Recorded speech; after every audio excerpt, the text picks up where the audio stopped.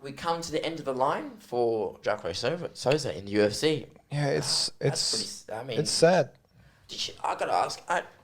We kind of saw this coming. We kind of called it on the last podcast. Well, it was quite quickly that he got removed from the rankings, and then usually if you get removed from the rankings, within the next day or two, they say, "Oh, he's been cut." It's quite unfortunate because he's a bloody good fighter. Yeah. Coming from Strikeforce, obviously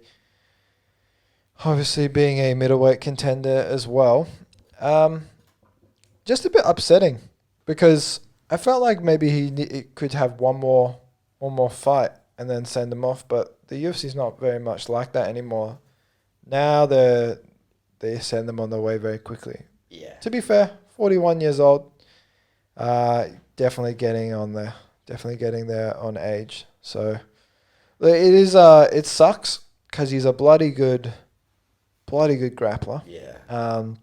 However, he got beaten very, very quickly. Yeah. By Andre. Andre Muniz did very, very well. I know a lot of people did not expect him, especially the commentary team. Joe Rogan and Daniel Cormier said he's not going to submit Jacare Souza, and he did in the first round, breaking his arm through an armbar. That's a 4-fight losing streak.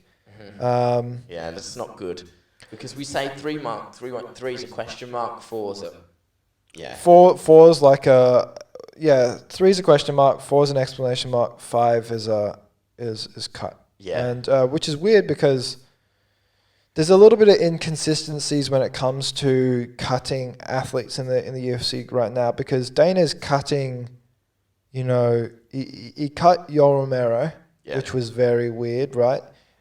Since a lot of fights with Yoel Romero were actually close fights, right? They weren't that, I think you have to take them with a pinch of salt. However, with the losses with Jacare Souza,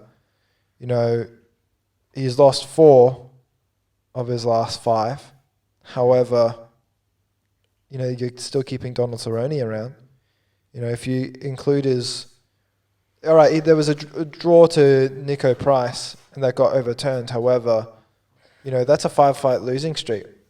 Unfortunately for Cerrone should probably be cut if we're being honest, comparing it to other athletes. Then, by that same, brushstroke, then Donald Cerrone should be cut as well. So it is upsetting that some fighters are being chosen to, be around longer than other fighters because, Souza's been cut when there are some other fighters in the UFC that should probably be cut as well if that's the case. Again, 41 years old. He's not really going to get any faster. He's not going to get any quicker. He's probably not going to learn too much new skills or anything like that. He's fought in Jungle Fight, Dream, Strikeforce, and the UFC, as well as gone to Abu Dhabi and things like that as well for grappling, submission grappling. So look, he can continue to do Brazilian Jiu-Jitsu and things like that. It's not like all his income is gone. However, 41 years old. He's an amazing Brazilian MMA fighter. Mm-hmm. He's definitely a Hall of Famer. And it is a shame that it had to end so abruptly against, a quickly rising prospect. Yeah. Well, yeah, I do believe that his days of competing aren't yet over, but I completely understand why the UFC would want to cut him. Yes. And I feel like it's kind of holding up, and I feel like if he got another loss, then he would have been in big trouble. Also, just looking at the rankings, he's removed from the rankings as well. Yes, that's what they do. So a couple of days before they actually announced that he was cut, they removed him from the rankings, and that's typically a telltale sign that they're getting rid of him. Yeah, unfortunately. Yeah, and that's the case. I mean, thank you for phenomenal run, and we wish him all the best.